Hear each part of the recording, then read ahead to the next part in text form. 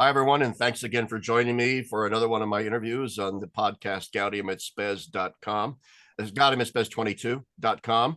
I'm very happy today, very honored today to have as my guest Father Vincent Twomey from Ireland, who is a former student of Cardinal Joseph Ratzinger. Well, he wasn't cardinal then, but Joseph Ratzinger, Pope Benedict, and has also written books on Pope Benedict Joseph Ratzinger. From here on, I won't keep saying Benedict Ratzinger. I'll just say Joseph Ratzinger for an ease of shorthand. And so we're going to be once again focusing on Joseph Ratzinger, the man and his theology. And Father Twomey just told me off screen that it's very hard. The more you know of Ratzinger, the more you know you don't know. And so it's hard to encapsulate his thought. Oh boy, do I ever know that feeling since I did my doctoral dissertation on Hans Urs von Balthasar. And if there's ever a case too of the more you know Balthasar, the less you know really of him, the more you know that you don't know very much. That is so true. Also joining me once again, I'm very happy, is Dr. Roland Millare. Millare of the John Paul II. What's this? Oh gosh, I can't think. Foundation. Yeah, John Paul II Foundation in Houston, down in Houston. And he's also written a book on Joseph Ratzinger, and he was the one who actually put me in touch with Father Vincent. So I thought it was only appropriate that we have a three-way conversation here, and not just a two-way, especially since both of these fine gentlemen are far more conversant with Ratzinger's theology than I am. As I said, I'm a Balthasar scholar. But Father Twomey is a professor emeritus of moral theology at Maynooth, right? You were at Maynooth for many years, right? And you were a divine word priest. Hey, just autobiographical. I almost joined the Divine Word Missionaries as a young seminarian. Yes, I was growing up in the American Midwest in the state of Nebraska, and I was discerning a vocation. And there was a Divine Word minor seminary in Iowa in the American Midwest at the time. I don't know if it still exists. Well, the college is still there. The college is still there, but no, as a type of boarding school, really. Yeah, it was. Okay. So I almost went there because I was curious about it, and I was interested in being a missionary, perhaps. Young and filled with all kinds of ideals. And so then anyway, that's autobiographical and neither here nor there. But when I saw you were a Divine Word priest, I thought, oh, Divine Word keeps popping up in my life, and it's always been a pleasant and good experience. But anyway, let's begin with Father Vincent. And Father Vincent also, you've been in I think Papua New Guinea, the Solomon Islands. You were in Vienna, Austria for many years. Yes, before I came back to Ireland. Yeah. Yes, so you're a man of the world. No, not quite. No, say join the SVD and see the world. Yeah, you become a Divine Word missionary and you see the world, which is quite true, actually. Yeah, you might do much for the world, but you will see the world at least. So after my doctorate, I was sent to teach in the regional seminary in Papua New Guinea and the Solomon Islands. That was an extraordinary experience. Out of that experience, I was teaching sacraments and ecclesiology and Mariology, and it was my experience there of trying to understand what ritual meant, because I was dealing with people who were just straight out of the Stone Age, effectively, where rituals were at their purest. And that led me to a whole new understanding of sacrament, also thanks to Joseph Ratzinger's few short essays on the subject, and ecclesiology. And then, of course, I came back after 3 years to teach dogma in our Hochschule, our college outside Vienna. Yeah. And then I was asked to come back to Ireland. So I fell from grace into sin, from dogmatic theology into moral theology, which is a terrible fall. Only at the end did I discover actually they're both about grace and Very redemption. Good. Okay, and then I came back to teach moral theology, and I was asked to teach moral theology by one or two bishops who were anxious about the way things were going in the moral theology in Ireland. And I said to one of the bishops, look, I don't know much about theology. That's the best thing, he said. You must start from the beginning. So I spent most of my time trying to find out what is moral theology. And recently I've just been put together long article, might be a book eventually, on Ratzinger's contribution to moral theology, because it runs right through his whole corpus. In actual fact, it has to be, because faith is a living faith, is responding to the love of God. And at the core of his writings is the revelation of God to his love, Deus Caritas Est. Yeah. Yes. So his encyclical, as Pope Benedict's first encyclical, really sums up in many ways much of his theological endeavor, the first part in particular. Yes. Now, you asked me, what is he like as a man? Yes, because I think our viewers would be interested to know you got your doctorate under him, and so it'd be interesting to know just what's he like as a human being. I sum it up in a few words: very humble, very courageous, and very sharp. Humble, courageous, sharp. Yes. Indeed, yes. And an extraordinary memory. Quite an extraordinary man.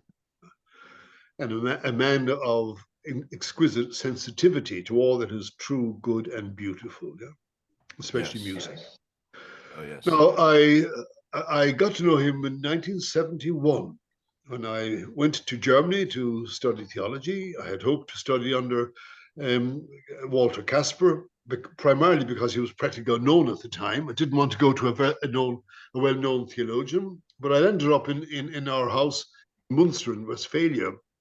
Casper had moved to Tübingen, and then I said perhaps I'd study under Rahner. But after a few weeks, after a few months, I became disillusioned with Rahner. And I remember a conversation I had with a former professor of dogmatic theology in Maynooth before I left for Germany, telling me about this young, promising theologian. He wasn't all that well known. One book of his had been printed that we knew of, Introduction to Christianity.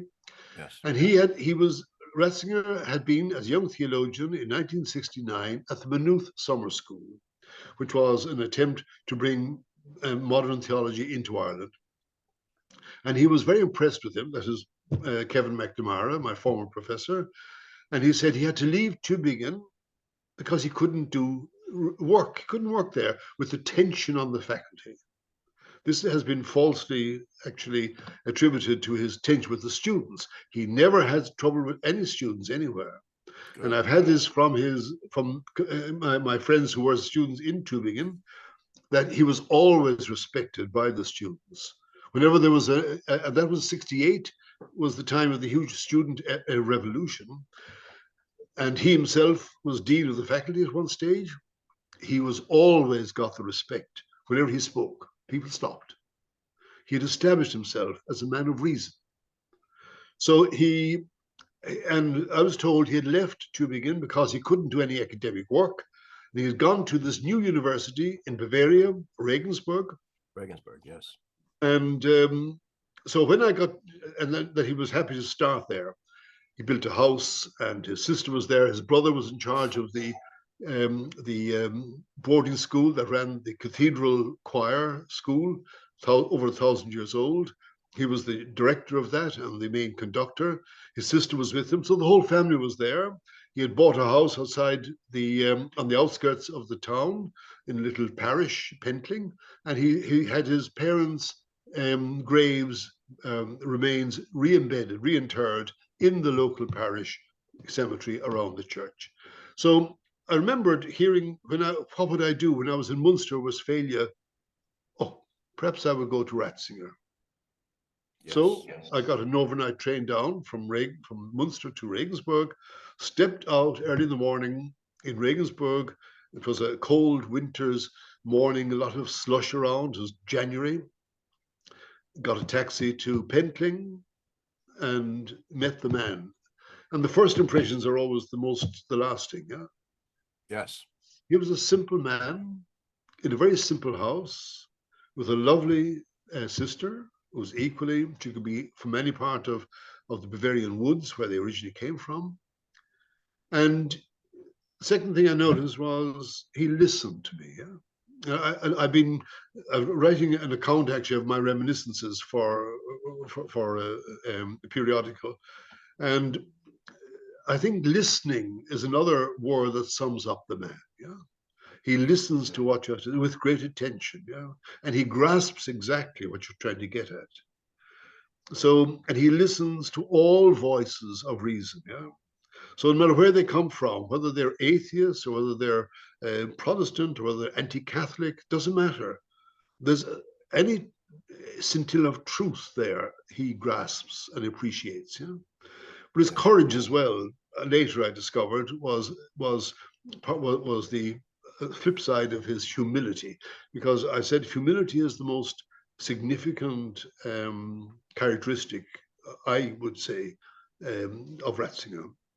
I tell you a little story about him when he was cardinal prefect, and I think he was papal legate to a congress in South America, and on his way back he was stopped over in America in a seminary, came down for breakfast, and this young priest came in, didn't know who he was, and he said, where you come from? South America. Oh, did you hear that fellow Ratzinger is down there?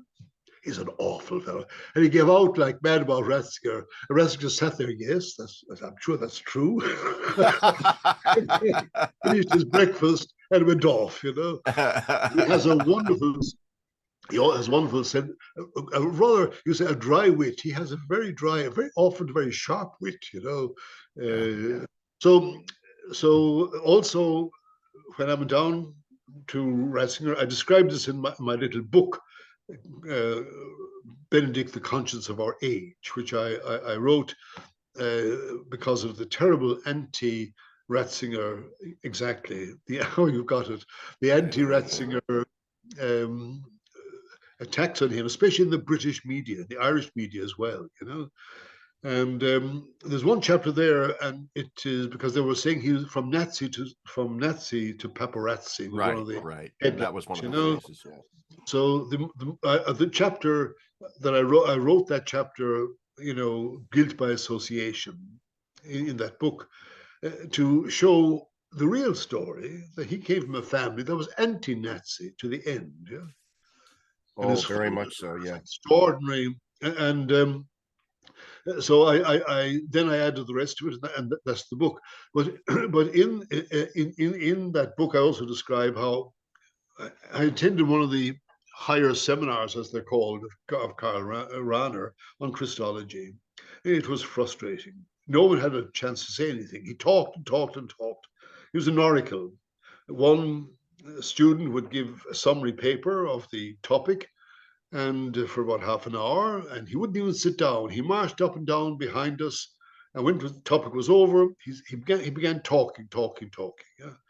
And his lectures were like the same. So there was no chance of dialogue. By way of contrast, in Ratzinger's seminars and colloquium, everyone had the freedom to speak. Yeah? And just to connect with the first point I wanted to make there, you know, even in the seminars with the undergraduates who are just gradually trying to articulate their ideas, and who are very often, they see things that more mature students would not see.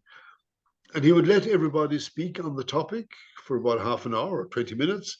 And then he'd give a summary very briefly, brilliantly, and say, Herr Schmidt, he said something. Herr Schmidt comes up, did I? Yeah, what did I say? It was really very important, and it's not been, you did not discuss it. And then he would say what Herr Schmidt wanted to say. That's exactly what I wanted to say, but in words that were quite superior, you know. And then he would let the conversation go, you know. So this listening that I was talking about, he I think that's part of his humility, you know. That, as he said, we don't own the truth owns us. I just want to pause here, and I Yeah. want to simply alert the viewers and the listeners to this, because some people will just be listening. I just feel so privileged right now to be having a conversation with somebody who actually knew both Karl Ratzinger and Karl Rahner and Joseph Ratzinger back in the day.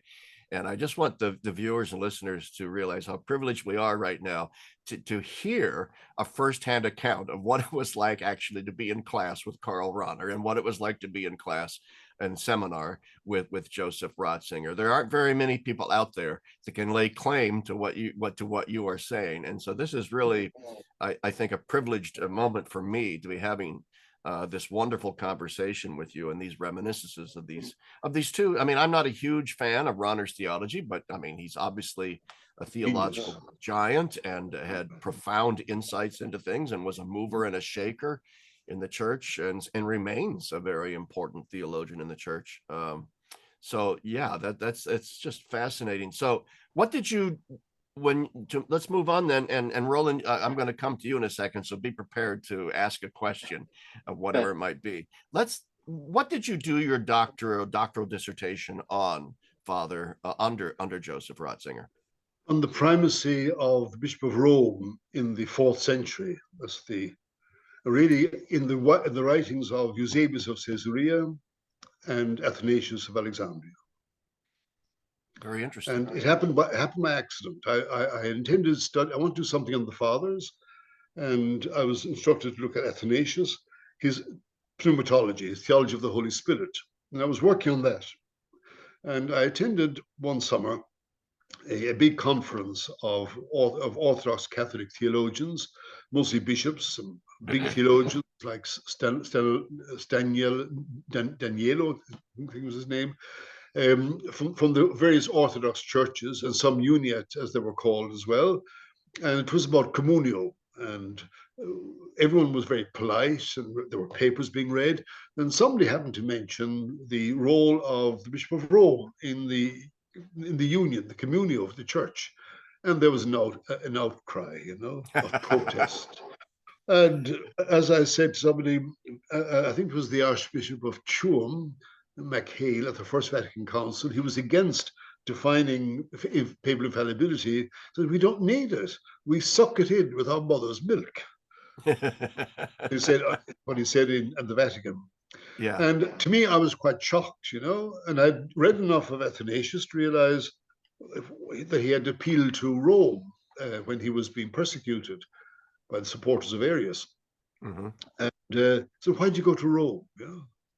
And that then led me to discover in Athanasius an understanding of the primacy of, it wasn't, as we understand primacy, it was a fledgling primacy, but a real preeminence, rooted in the fact that he was the successor of St. Peter. Yeah, yeah. And then I delivered this once at a paper in the colloquium. Ratzinger had about 30 doctoral and postdoctoral students, and he would see us whenever we needed to see him. But we also all had to deliver a paper on our research, the state of our research, every so often to the colloquium, to the other members. Yeah. Now that was an extraordinary experience as well, because you had every kind of topic, from the Apostolic Fathers, Ignatius, Irenaeus of Lyon, through the medievals, Augustine, of course, Athanasius, Eusebius, right down into the modern world, into voodooism, for example, even, foreign. You have the extraordinary spectrum of theses, and as well as that, you had extraordinary spectrum of views, from what we would call right wing to left wing. Yeah, I don't like that terminology, but they do say something. Yeah, and everybody had the freedom. So when I read my paper, what I discovered in Athanasius, Ratzinger said, "That's your thesis." So then I went to Oxford to finish it. At that stage, my German was so good, my English had deteriorated, you see.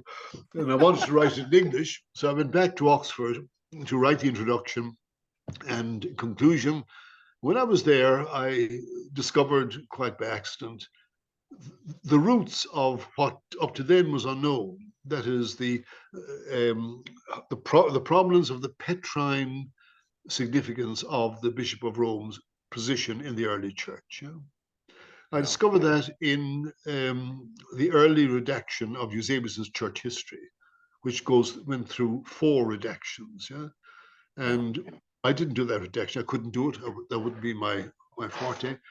But it had been done, and by Schwartz and Liqueur, and they had discovered, as it were, like in Scripture, going back to the to the basic texts, Q source and all the rest of it.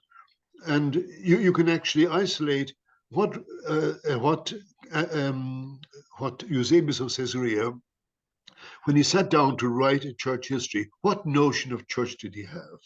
And he structures his church history on the three main sees of Rome, Alexandria, and Antioch. And they're all considered to be Petrine sees. Petrine sees.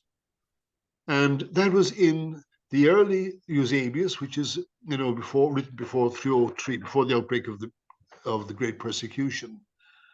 And that, of course, is what I found had been re-echoed, was assumed by Athanasius. It didn't have to be explicit. It was assumed by everybody, And Eusebius, of course, was writing from the Eastern Church about the whole church, not just the Eastern Church. Then I discovered then his own theology mutated in the course of his redactions. And then after Nicaea, he became, he went to Nicaea accused of support for Arius. Yeah. And he was, and he then accepted the Nicene Creed under the pressure from the emperor, effectively. He compromised himself effectively.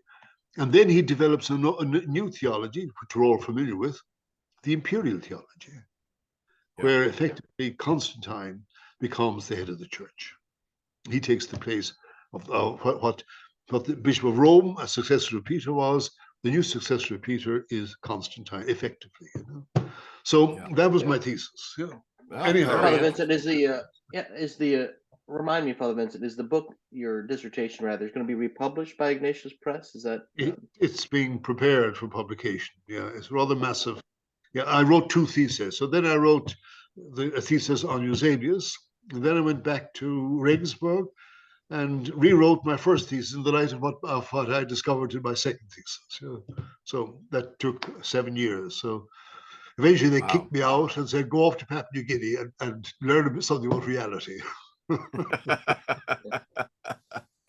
Well, that's fantastic. What a story. And what if I might just link it now to moral theology and to Ratzinger, you see. What really I was dealing with, without knowing it, is the emergence of political theology, where, which is behind every ideology, effectively, Marxism. And it's also, of course, related to Islam, the monasticism, the danger of monotheism. So what actually I discovered when in my own teaching moral theology, I eventually found my way and discovered what had went wrong and began to move. I moved more and more into politics. And politics, of course, is the origin of all moral reflection. Plato, Aristotle, because politics broadly defined, yes. Broadly defined, the point, the living together with others in a structured society, right, with a tradition, etc. And what I discovered it was that the Western democracy and the Western tradition, brilliantly now displayed, or at least presented by Tom Holland in his book Dominion. You've heard of that, I'm sure. Yes, I've read of the book. Yes. Well, it's really worth reading. It's called The Making of the Western Mind. The Western mind is a product of Latin Christianity. And essential to that is the tension between the spiritual and the temporal authorities. Whereas in Byzantium, they're together, they're one. The Symphonia, they call it. So democracy could never develop in the Byzantine world. Right. And so one of the big influences on my own thinking when I was trying to find my way in moral theology, the two big influences were Alistair MacIntyre, the recovery of virtue as the context within which to think moral theology. We'll come back to that with Ratzinger later. And the other was Eric Voegelin, Oh, Vogelin, yes. of all, his introduction to New Science of Politics, Hmm. where he also has an interpretation of Eusebius, which is quite extraordinary. And there he shows that really behind the Western development is, of course, the separation of church and state. So when you have two authorities both claiming your allegiance, neither can claim your full allegiance. And out of that arose the freedom that we call liberal democracy. Now, that took centuries to happen, But Right. what I discovered, you see, in my own little thesis was that you have the difference between a church which is built on the confession of one man, confession of Peter. You are Peter, and Yeah. on this, Yeah. you are Christ, Son of the living God, and the synodal, the communal notion. Now, in the 4th century, the emperor who had the power manipulated synods as you can. You can manipulate groups. You can't manipulate individuals. So Athanasius couldn't be manipulated. Hilary of Poitiers couldn't be manipulated. Yeah. So the whole nature of the church is quite different in the Latin sphere. And I discovered in one of Athanasius's letters, his own defense, really, History of the Arians is called, Historia Arianorum. He actually quotes a letter by Osius of Cordoba, who may have been the president of the Council of Nicaea. Certainly was the great man at Nicaea from Cordoba in Spain, the great supporter of Athanasius when he was being persecuted by Constantine's son, Constantius II. And he writes to Constantius II when he himself has been exiled for supporting Athanasius.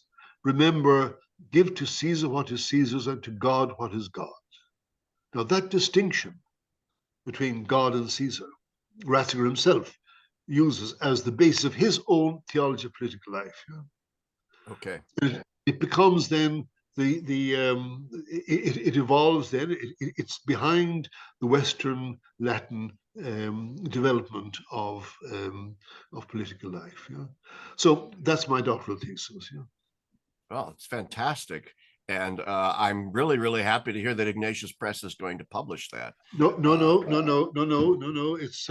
It's Scott Hahn's press. Oh, Okay. Academic. Emmaus. Yeah. oh, Emmaus Press, not Ignatius Press. I'm sorry, Emmaus Press. So Scott Hahn, well, good for him. Good on Scott for doing that, because it sounds absolutely fascinating and interesting. Roland, did you have a question to go with that? Yeah. Well, I mean, after this brilliant discourse, really, I've got all kinds of things, swimming in my head, Father Vincent. I mean, so there are a couple of things. I mean, you spoke of the danger of monotheism. It made me think of Eric Peterson. I mean, so I was going to bring that up. Thank you. Yes. Yeah. I mean, to what degree did Eric Peterson influence Ratzinger? And then the same question would apply to Vogelin. I mean, I understand that Vogelin wrote a letter to Ratzinger, but is there any other influence, between so Peterson on the one hand, Vogelin on the other, with Ratzinger? Great Certainly, question. very good. Thank you very much. Eric Peterson, first of all, was a huge influence on my own thinking. His monotheism as a political problem. That I found absolutely fascinating. But also, Ratzinger quotes him. Now, to what extent, I wouldn't be able to say offhand, but he certainly knew and respected Peterson. As you know from your own thesis, the whole question of orientation of the church. Ratzinger's ideas go back to Eric Peterson. So he would have had a great knowledge of Peterson, but and of course he was also aware of the political implications of a Trinitarian versus a Unitarian, shall we say, theology. Yeah. So now, interesting, I discovered myself when I was doing some research in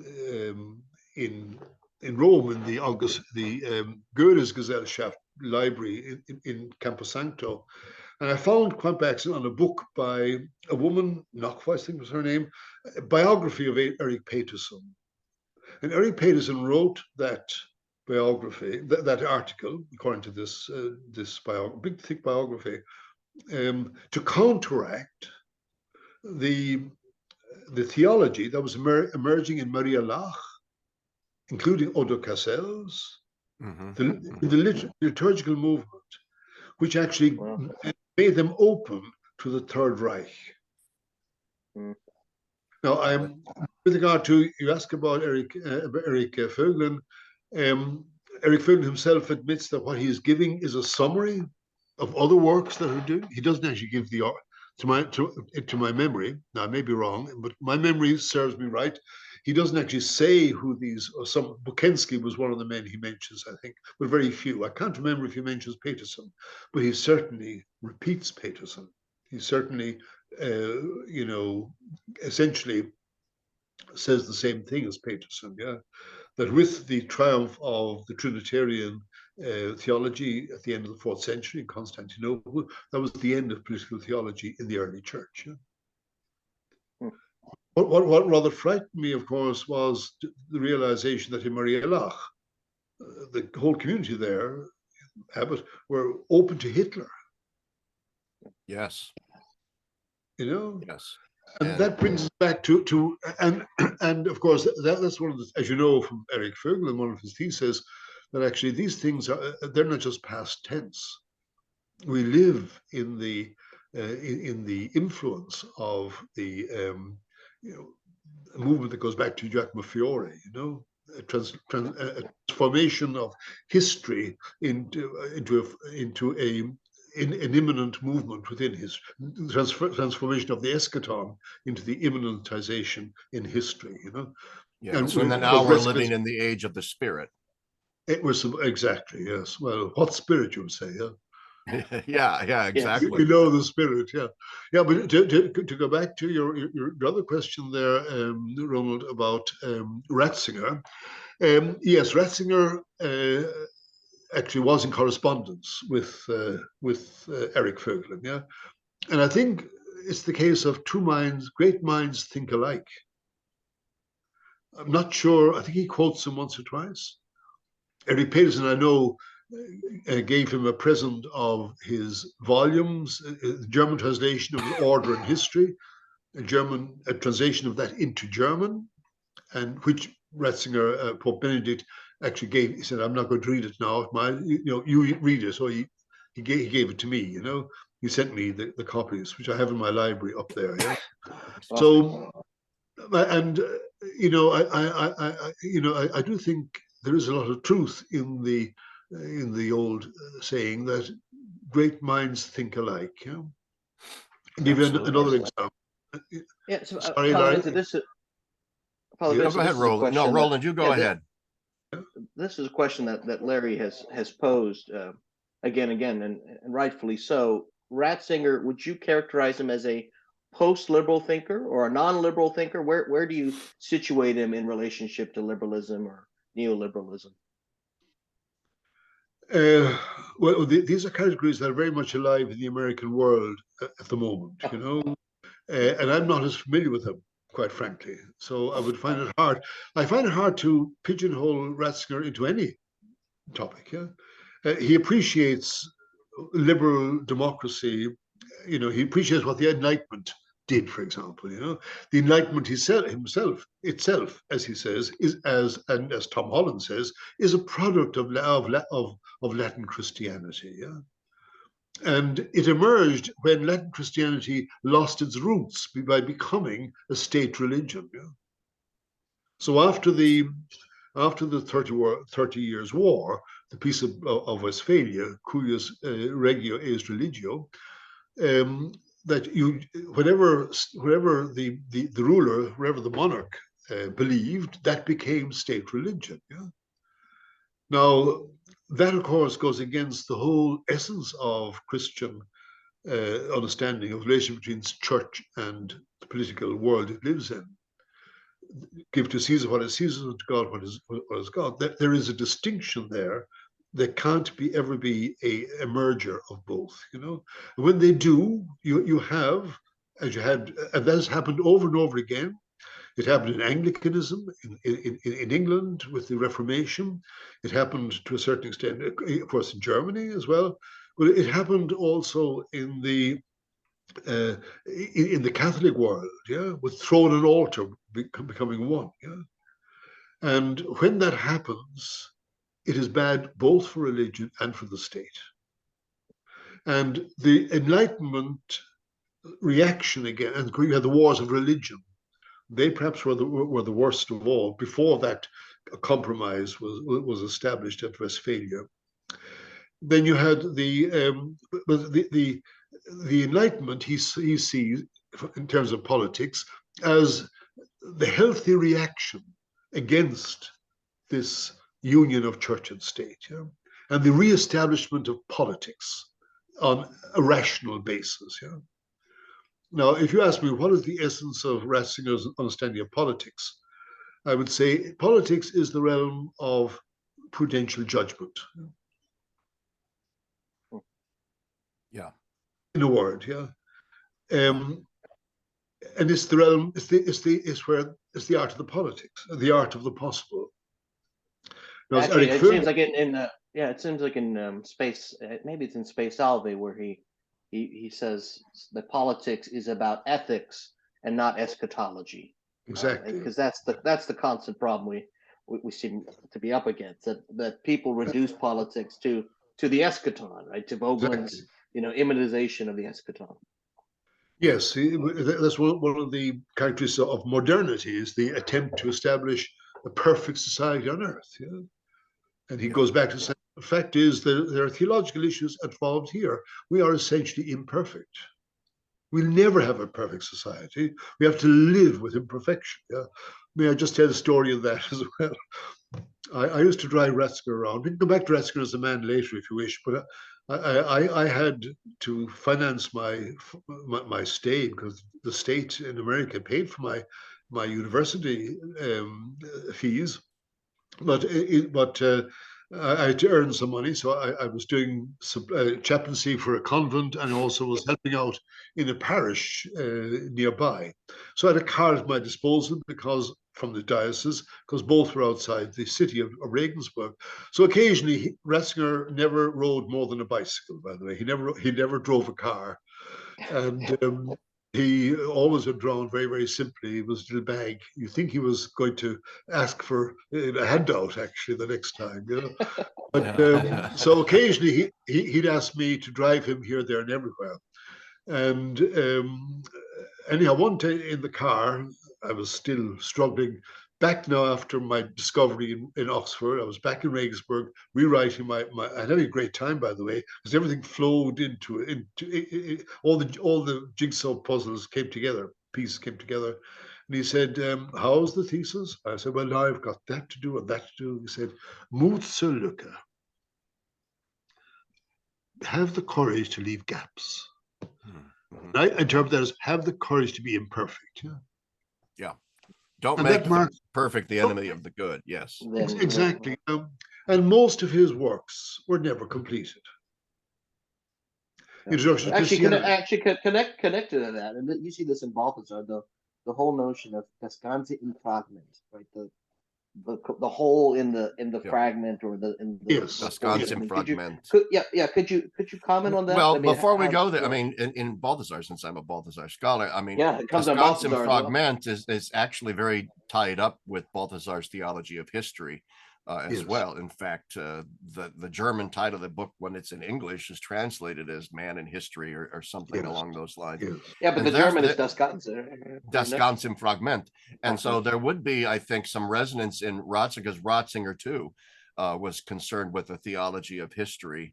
And in other words, the historical mediation of being is so important in Ratzinger. Absolutely, absolutely. No,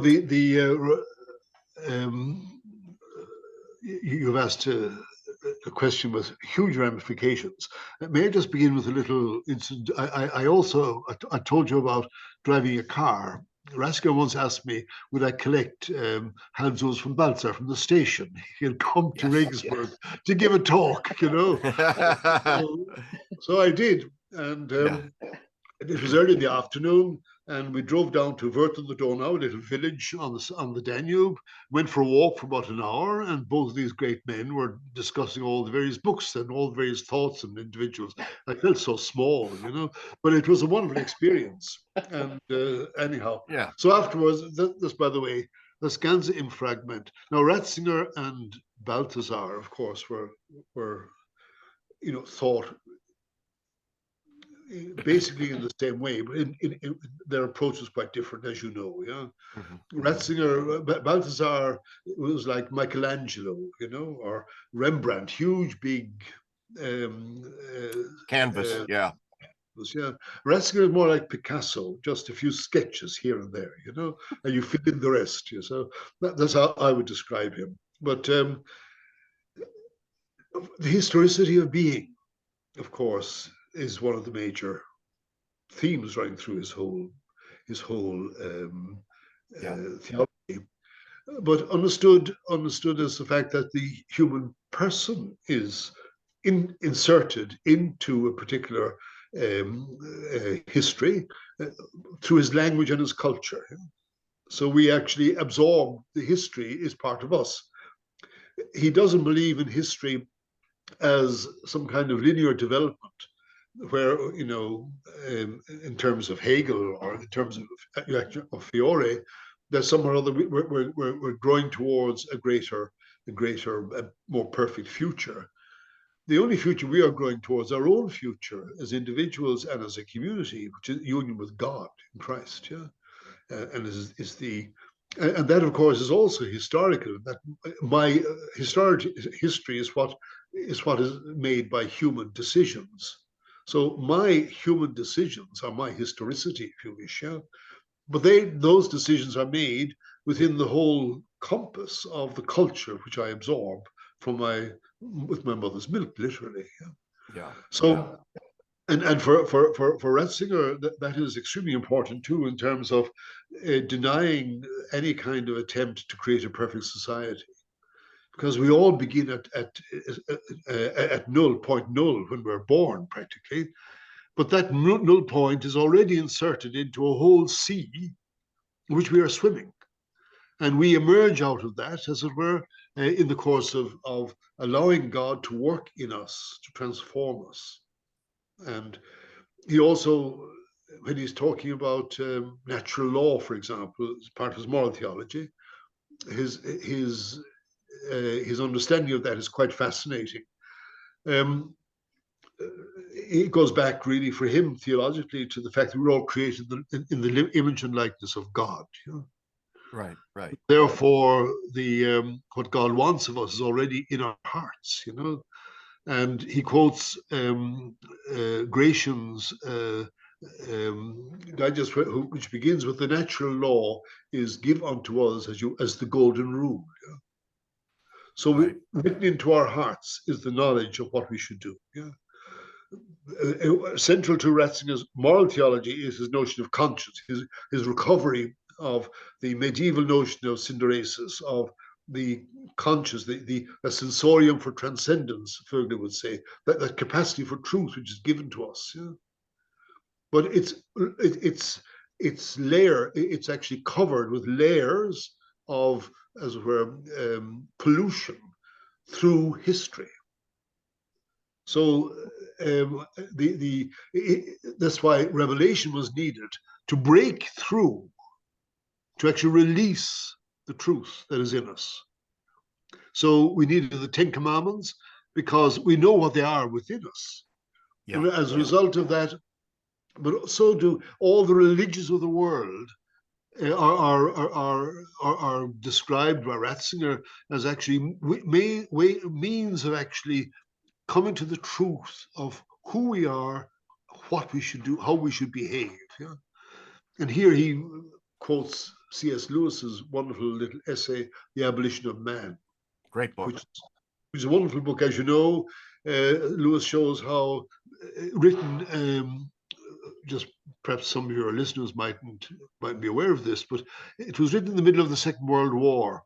And C.S. Lewis was conscious that what was happening in education in England was far more destructive of humankind than the war that was happening in Europe at the time. Fascinating. And that was Yeah. relativism. The little green book he mentions at the beginning of The Abolition of Man. Exactly. Was apparently a popular education book then. Yes. On literature, on aesthetics, you know. Yeah. Say there's nothing aesthetics. No, there's no objectivity in aesthetics. It's what you actually feel. Yeah. So everything is reduced to your feelings. Yeah.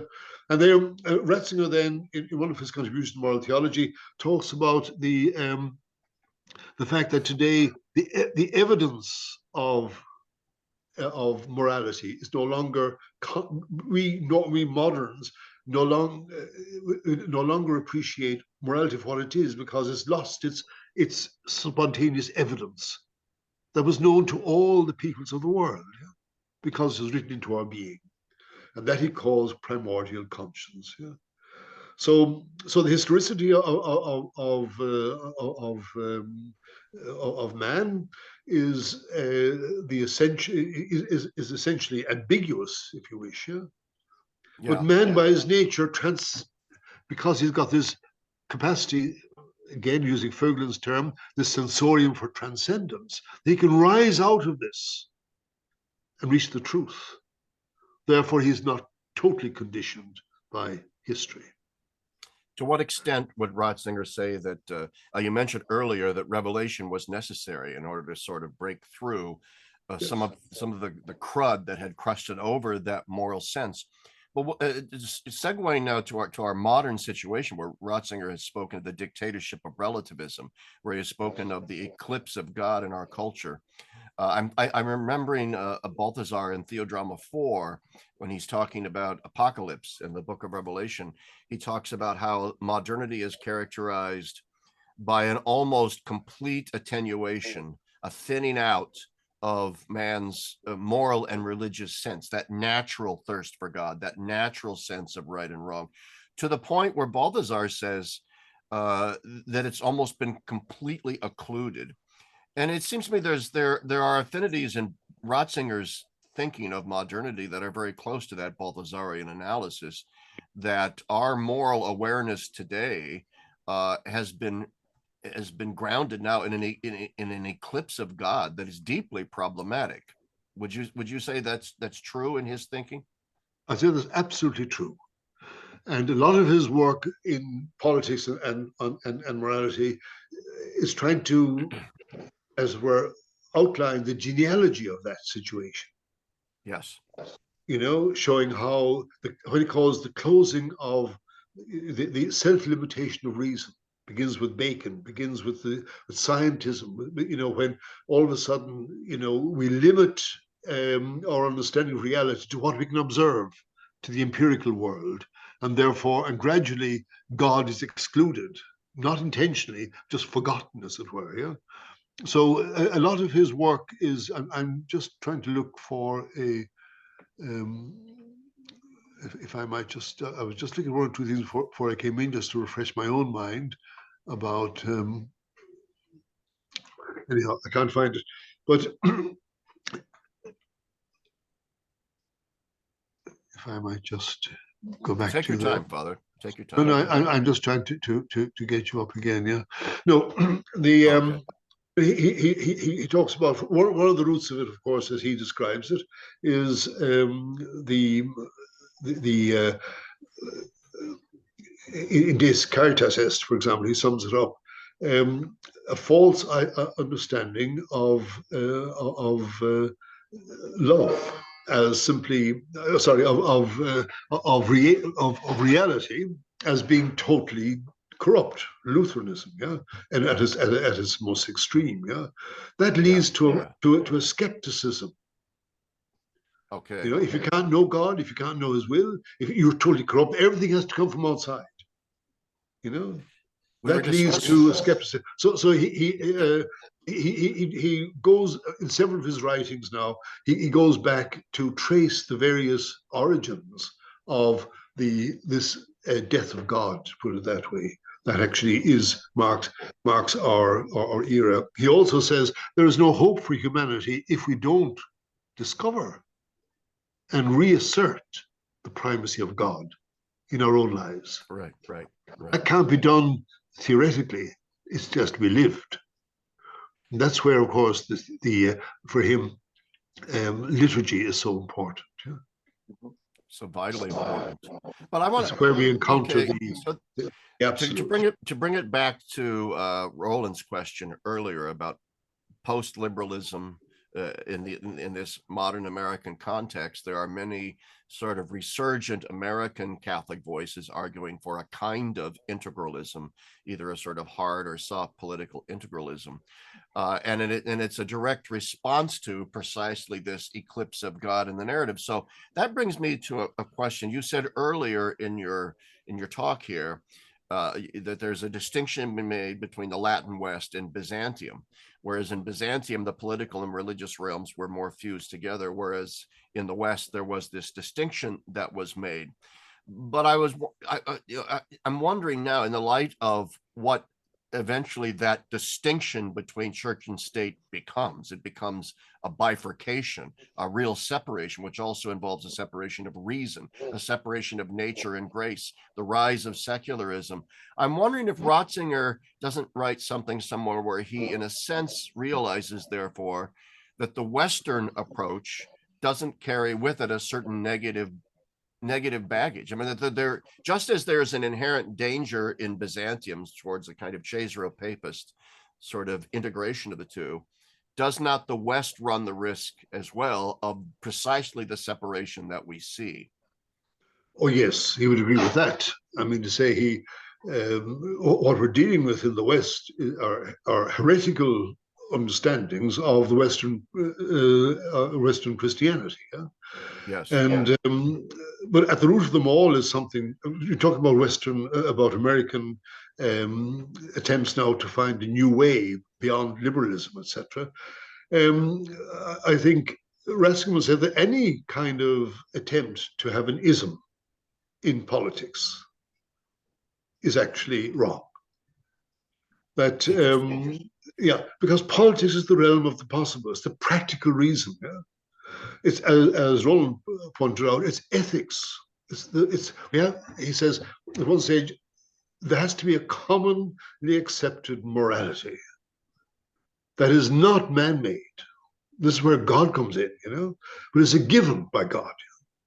Now, in one of his most extraordinary articles, if I might just, this book I think I would recommend very much. Oh, I have that book. Yeah. Well, the third part is about politics, yeah, and in it he has an essay called "A Christian Orientation in a Pluralist Democracy?" Yeah. And what is the how and there he goes into also the negativity, what the danger that religion, Christianity, can be for politics. So and as he said in his talk in Munich with Habermas, his dialogue with Habermas, there are pathologies of reason, but there are also pathologies of religion. Yeah. Now, one of the pathologies of religion is to try and find solutions to practical problems from ideological basis. Yeah. So, be it liberalism or neoliberalism, once you go down that road, once you begin judging things in terms of isms, then you have lost root. The question is it right or wrong? Is it political? Politics about the possible, how to improve, not create and protect the world. This is where the imperfection of our present political situation is so important. We accept that imperfection, but we move towards improving it. Yeah? And that can be, we have to have a criterion, and that was the topic, as you remember, in his wonderful speech to the Bundestag. Parliament there, yeah. I was in Berlin for the time. Unfortunately, I wasn't able to get into the Bundestag, but I was watching it in the VQ Stadium, the Olympia Stadium, and it was just like being there. And it was an extraordinary talk, as you know. And but at the core of it is he's trying to recover what is justice. That society without justice, quoting Augustine, is a band of robbers. Yeah. So where does justice come from? Yeah, and he goes on really to talk about, starting with scripture as usual, Solomon's prayer for prudence, for inspiration, for wisdom. You know, where is justice going to come from if there isn't something beyond the empirical world? And he talks about we're living in a world like in a bunker, with everything is artificial. We've excluded the light of God. So he said, break open the bunker. And because the objectivity that we need is something that is given, something that is echoed in all the great wisdom traditions of humanity. It's summed up in the Ten Commandments, yeah? And that is what the church has to offer ultimately. Is not a policy, but simply a framework, coordinates within which people can make practical decisions. Yeah, just a framework. Yes. So it's another way of saying, it seems to me, that whatever political construction you come up with, that it's going to be downstream of culture, not upstream of culture, and culture then is going. The task of the church is going to be not so much interacting in a direct way with the state as it is forming the cultus of culture in liturgy and ethics, absolutely, theology, and so on. And that way it has this sort of indirect leavening of the political structures on that prudential level. Absolutely. What Ratzinger's theology of politics really comes down to is the primacy of the individual person and community. Yeah? Very good. Person in community, yeah. And one man, one woman who is living according to his or her conscience transforms the world. Yeah. There's you're probably very familiar with Christopher Dawson, one of my Yes. early masters when I was trying to figure my way in moral theology. And he said in one of his little books written around the 40s, I think, it only takes one Christian to change the world. That's fascinating. Yeah, no, those essays, I think they're published by Catholic University on basically the relationship between Christianity and culture. I mean, he speaks about that theme. I mean, with respect to history, you have no idea who that one person may be, and I mean, in church history plays out again and again, right? It's one religious sister. I mean, in this case, Mother Teresa, who hears that call within a call, and that transforms the world. Or whether it's Therese of Lisieux or St. Francis, it just takes the one. Exactly. And I think you see that in Ratzinger and Benedict, right? This theology of saints. It all culminates really, unlike modernity, which is about progress towards what? I don't know. I mean, with respect to Christianity, it's a progress that's oriented towards holiness, towards sanctification. Absolutely, yeah. No, that's you hit the nail on the head. This is why, of course, liturgy also has a political significance, yeah, because that is what gives people the power to actually overcome the world, because they're sharing Christ's death and resurrection by which he has overcome the world. Yeah? And then Easyman says, go out and transform the world by being who you are. Right.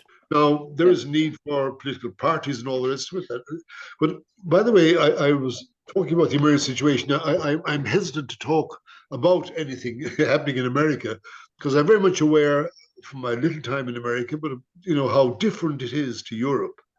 Now, Ireland is closer to America than most European countries are because of our historical contacts and English language in particular. But I was coming back from a meeting of the Fellowship of Catholic Scholars in Rhode Island, in New York University, New York Terminal, and I picked up Time magazine. There was an article there, I think it was by Kenneth Woodward, I'm not too sure, an article by one of these top Pulitzer Prize winning journalists on politics in America. And it said politics in America is still influenced by Puritanism. And Puritanism is all black and white, Yeah. And that is Gnosticism. That, by the way, is one of the theses of Eric Voegelin as well, and Ratzinger, that we have never lost the influence of Gnosticism, which is false certainties, creating false certainties. and answers to life's problems.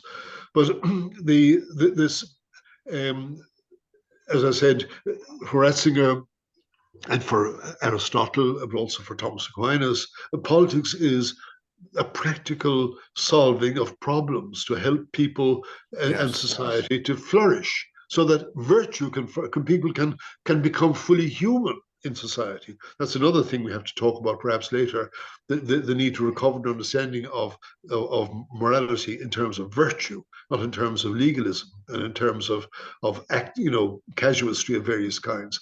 But the transformation of the world, is something that actually can actually, is something that is our great contribution to the world, primarily in terms of the church's contribution. I've gone slightly distracted myself there by another thought that came to me. But the Christopher Dawson. Oh yes, the other thing about the historicity, I might come back to the question of the historicity, and that is the extraordinary thing about goodness, beauty, and truth, about the saints' holiness, about art, and about the great true writers, is that in a sense they are all products of a particular history, and yet they transcend history. Yeah. So that even today they speak to us. Yeah. I think that's extremely important. Yeah. Anyhow, to get back to the Gnosticism, unfortunately, it would seem in America at the moment that there, people can't meet to kind of solve problems. It becomes, he's my enemy. He's not just wrong. He's my enemy. He must be liquidated. That's another thing Eric Fögelen points out, that in the 20th century, wars were no longer fought to be won, but to liquidate the enemy. So I think so that there are all kinds of interesting, practical implications along those lines. I believe it was G.K. Chesterton who once described America as a nation with the soul of a church. And sort of by that, he meant that since we don't have an established religion in America, in many, many ways, that Puritan soul at the heart of America invested our governmental electoral processes with an almost messianic quality to them, which then spills over into the doctrine of American exceptionalism, American expansionism, manifest destiny, as we Americans call it, our right to move from one shore to the other as an imperial power. And so, yes, I think what is lost so often in the American context is precisely the very limited prudential nature of government. I mean, you go back really to the American founding fathers, and we can debate all kinds of things about their constructions. But there does seem to have been an agreement, at least in the American founding, that government should be limited, extremely limited, and limited to the realm of prudential decisions. But it has now morphed into this hegemony. I guess that's the best word for it, an almost totalitarian coming together of technology, capitalism, the national security state, American exceptionalism. And its goal is to liquidate all, not necessarily kill, but to nullify all opposition. Yes, and we're going down the same path in Europe, I think, Yes. It's interesting, this idea of predestination, this whole Calvinistic notion, how prevalent it is. Even in Ireland, we had the idea, God help us, we were also a chosen people. Yeah, yes. I think one of the reasons why the Jews were so attacked was that they are the only chosen people. Yeah, we're not. Yeah, we're not. We're Gentiles. We're pagans. We've been drafted into onto the vine. We've been drafted onto the true vine, which is Israel. And every other country that makes any claims to be the chosen people. You have it in England as well. You have it in France. You have it in Spain. Yeah. And they end up then trying to conquer the world. Yeah. Yes. You know. Yes, absolutely. And I think it's a dynamic that is sadly affecting the United States today. But I don't necessarily want to No, get no. bogged down in that. I am reminded And, no, though I'm not only bogged down, I'm completely out of my depth. I am reminded that off camera I was mentioning to you I was taught Greek in seminary Yes, by a divine word priest, Father Cornelius Holly from County yes. Cork, and he knew a lot of the seminarians that were there were from the American Midwest, especially the state of Nebraska, like myself. Uh-huh. And I remember him flipping his chalk in the air, and he says, "Pardon my bad Irish accent," and he says, "Yeah, you Nebraskans are a lot like us Irish. You love where you're from, and you can't wait to get the hell out of it." And that has no bearing on our conversation. But when you were talking about how the but Irish too have a yeah, sense of exceptionalism, yeah, but which is wonderfully ironic, you know. But yeah, anyhow, but we have to be able to laugh at ourselves as Father did, you know, to be wonderful, and we do laugh at ourselves. No, I think you know, one of the lessons I would learn from Ratzinger's theology of politics is, you know, to accept the goodness that is there. You know, we're always yeah, criticizing, you know, and we are demanding more of the government than they can ever, you know, help, because we have also given up our own personal responsibility for our own future. Yeah. And I think yeah, that goes back you know, to the ultimate question of the absence of God, you know, yeah, absolutely. But because you said, we're trying to get some substitutes. We want to perfect. We want to happiness. We want yeah, everything to go right. It can't go right, you know, yeah, this because next that's the way. beautiful thing, yeah. So I want to come back to, and Roland can jump in here too with the time we have left, which is probably about 15 more minutes or so, or we can go longer. But you brought the issue up earlier of a reform of moral theology with a Yes. recovery of the concept of virtue, which I think is very important because I think it has a direct bearing on so many problems that we see in the church today with regard to this debate between a more virtue-centered moral theology versus a more legalistic, forensic understanding of moral theology. And it seems as if sometimes the virtue approach is co-opted by the proportionalists in many ways. And then the forensic side of it is co-opted by the Thomists or whatever. So we're sort of at this kind of impasse, and it doesn't seem to me that the whole concept of a virtue approach, and I think this would be Ratzinger's approach, Pinker's approach, is being paid enough attention to. No, and the reason is that the roots of our dilemma today are of our relativism and proportionalism and the moral confusion. They are so deeply historically rooted, you know. Going back ultimately to, as Pinkers points out, Ratzinger said to William of Ockham, nominalism, and Ratzinger in his speech in Regensburg talks about John Scotus, you know. So where the will takes precedence over the intellect, yeah. Yeah, So Ratzinger is always talking, and just I think we have to be aware, as with the liturgy, we're in a transition period at the moment. Yeah, the when Ratzinger himself recalls that before the Council, Second Vatican Council, the Roman dicastery, I think it was the Holy Office, drew up a document on the liturgy that was to be approved by the Council. It was rejected out of hand, rightly so, because it was out of touch with, it was casuistry at its purest, you know. yeah. And to quote him, it was 3 feet above reality, you know.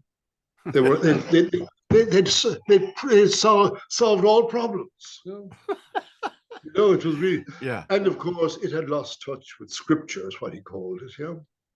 Uh, yeah, and he himself, I don't think, quite fully realized he himself was going towards what I would call understanding of virtue, but he doesn't actually. He does accept some of Pieper's work, wonderful work on virtue. He comments on that.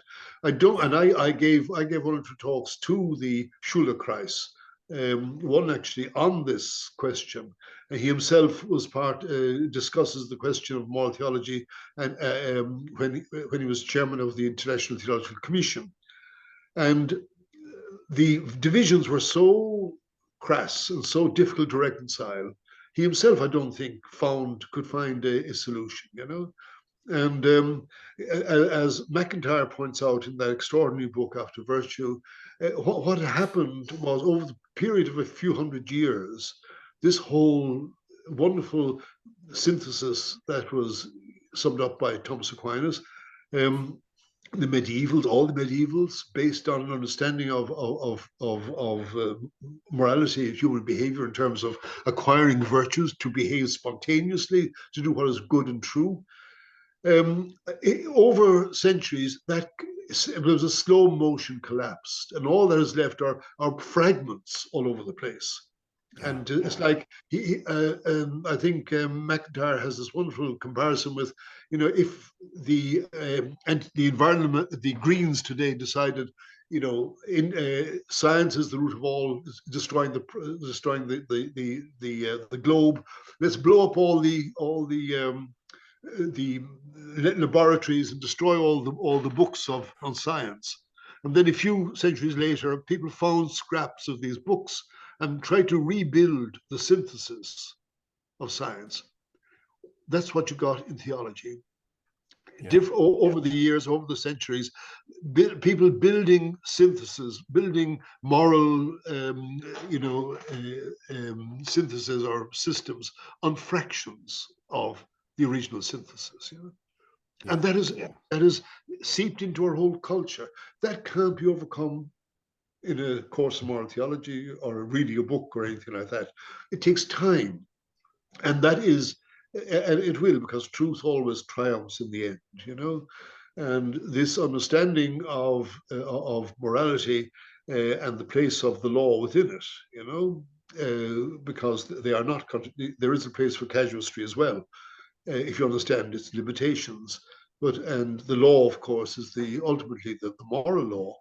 And there's also canon law. They all have their role, but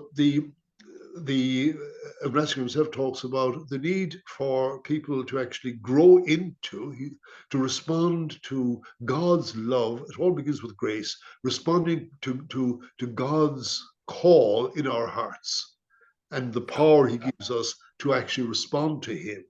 And the church is there as a kind of a midwife, drawing out the best of us, and above all, nourishing us as we grow into the discipleship of Christ. And it doesn't help the crisis in our culture with regard to this fractiousness, when the church internally is just as fractious on these issues. No, and again, it just takes time. I mean, so look how long it took to define the Trinity and Christology, hundreds of years. With geniuses working on them, So I think, I'm, full of true hope. I think that is the goodness of humanity and the power of God working in the church and in the hearts of young people. Now, I read something recently about America, actually, which really cheered me up, that the younger clergy now tend to be much more, orthodox and wanting to be orthodox than previously, and that, of course, means that things will get through. Well, actually, that's to that point, I was asked to give a lecture on Ratzinger at the University of Dallas, and it's a Friday afternoon. I'm thinking there's just going to be 10 kids at best. My host expected 20, but there were 80 plus young people, and there were 40 plus seminarians out of the 50 something there, and they were all very much there, not because of me.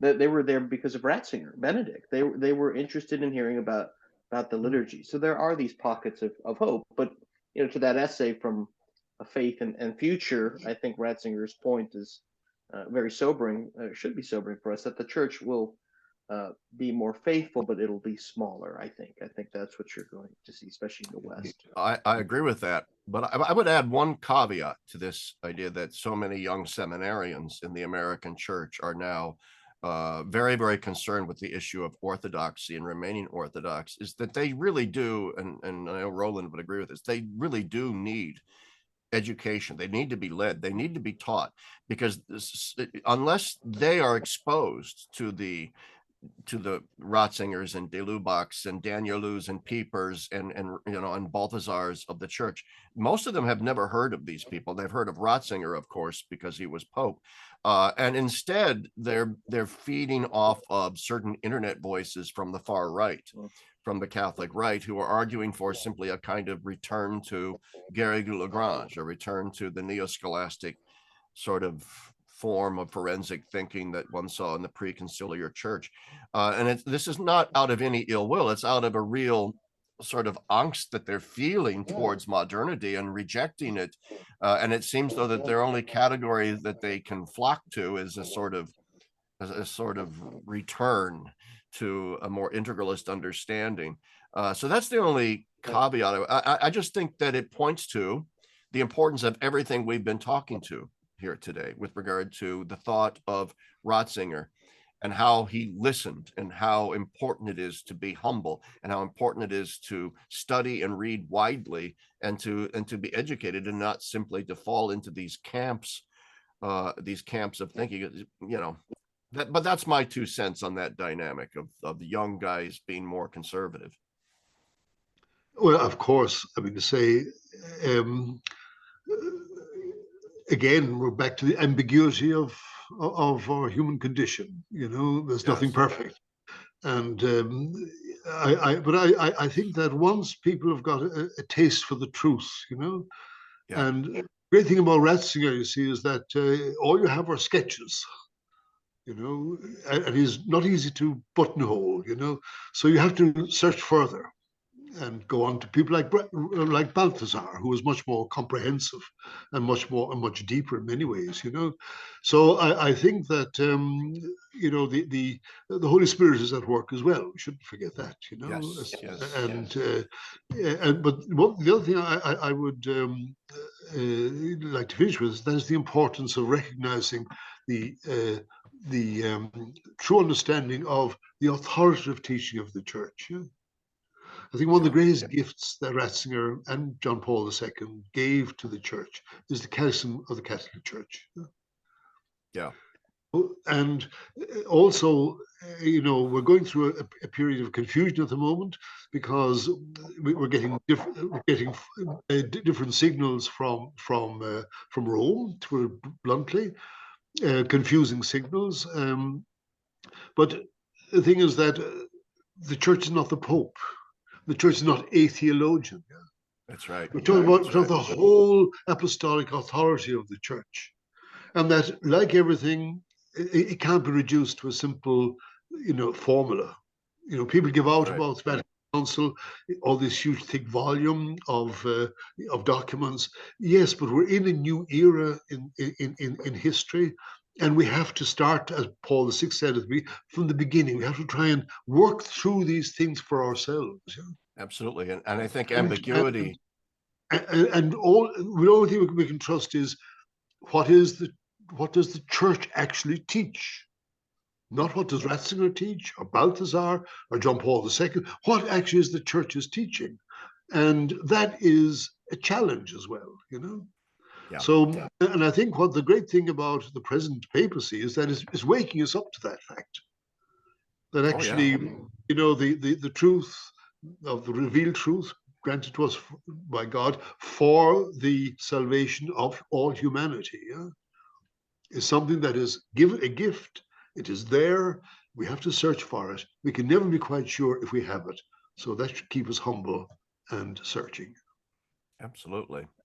And to Larry's point, to read and engage widely. I mean, to go back to Scripture, to the Fathers, read Saint Bonaventure and Aquinas and moderns and so forth. I mean, but also to read beyond them, to read history and to read literature history and to literature, and history. philosophy, and Yeah, above all, and see what other people are thinking. And also, Ratzinger says, I think, in his debate with after his debate with Habermas, both the secularists and the Christians must listen to the other religions.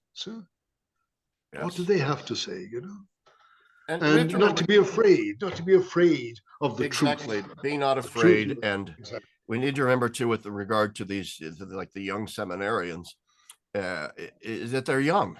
And they need to be educated, informed, and young people are not always good at dealing with ambiguities and tend to think. And I remember myself, I went to seminary in the 70s or late 70s, right after the whole post-conciliar nonsense was going on. And so I had carved up the ecclesial world into good guys and bad guys. When the bad guys were the liberals and the good guys were the conservatives. And I got to seminary and realized this is actually not working for me intellectually. And my spiritual director, and my viewers know this story, Father Anton Morgenroth, another Holy Ghost father, who was a convert from Judaism, fled Hitler.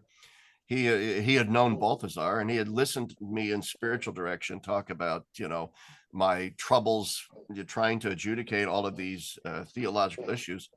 And he stood up and he went to I was getting ready to leave, and he said, "Wait a minute." And he goes to his shelf and he grabs a copy of Balthasar's book, Love Alone, and he throws it at me.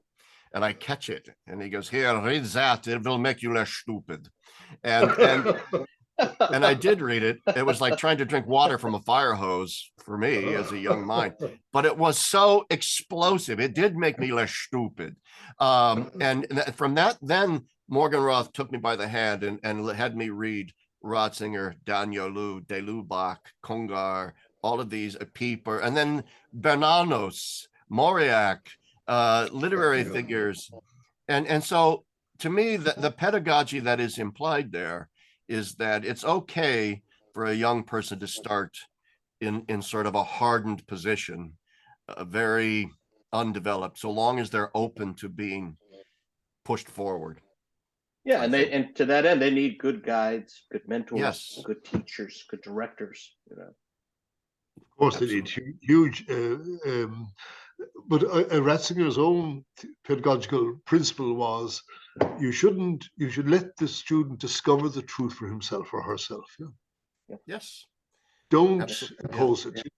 And what your Morgenroth did, he gave you a book, read that, and a challenging book, Yeah. To your point earlier, to your narrative earlier, Father Vincent, it sounds like that was the key difference between Rahner and Ratzinger. Rahner was kind of imposing. It sounds like he didn't really listen to his students, whereas what Ratzinger did. Is that a fair, Well, I mean to say, I met Roland at the end of his life, and he was already he was already a huge big figure, and people were actually treating him like a little god, So it wasn't his fault either, put it that way, Yeah.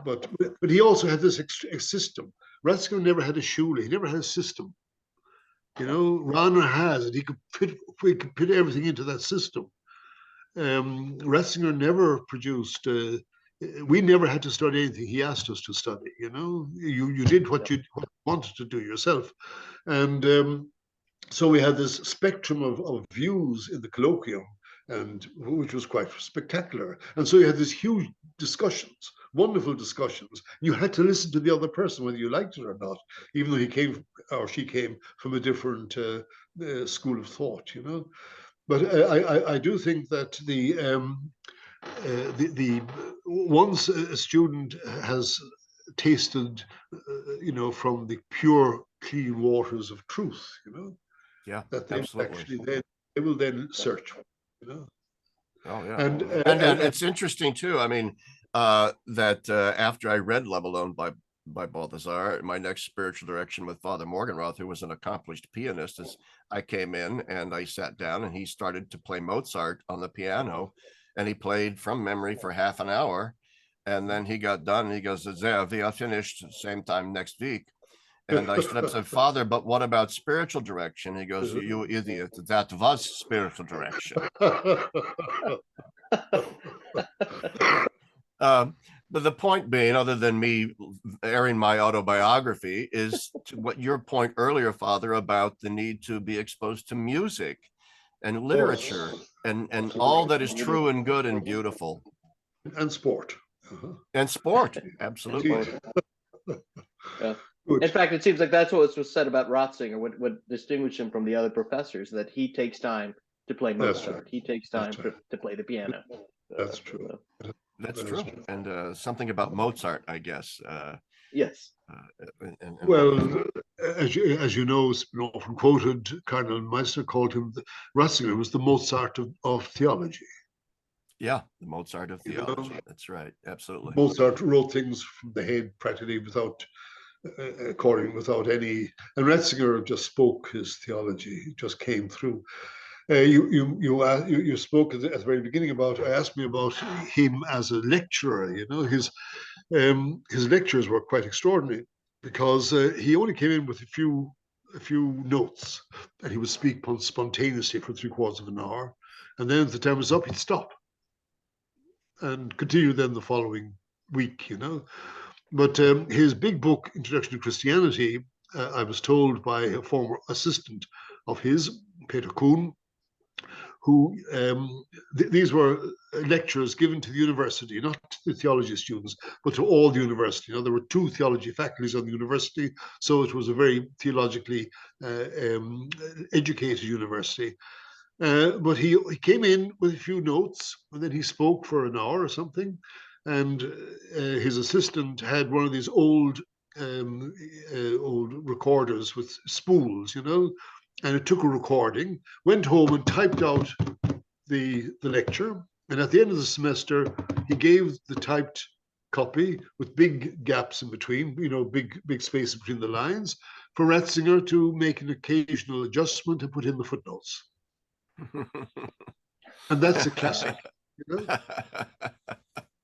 And and he never finished it, because when you come towards the end, the Holy Spirit, he kind of skips through that because the time was up, But he had the spontaneity, and the Germans would say, after listening to him respond to a question, oh, that could be printed as Druckreif, and that was,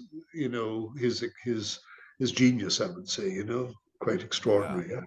It was a great privilege to know him and to sit at his feet, and to know him for over 51 years, which is quite extraordinary. Yeah.